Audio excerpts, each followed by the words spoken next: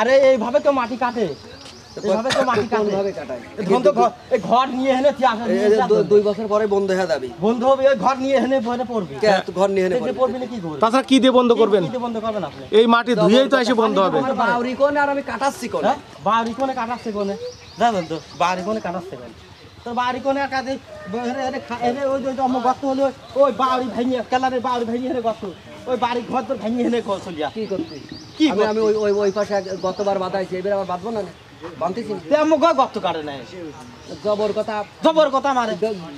গর্ত বেশি হলেই সমস্যা কি আর কম হলেই সমস্যা নাকি? গর্ত বেশি হলে ওই ঘর দোর ঘপে খাতে বুদ্ধি করবি।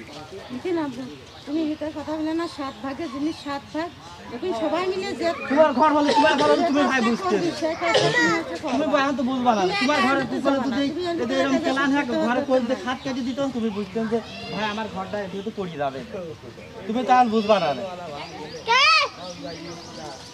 এই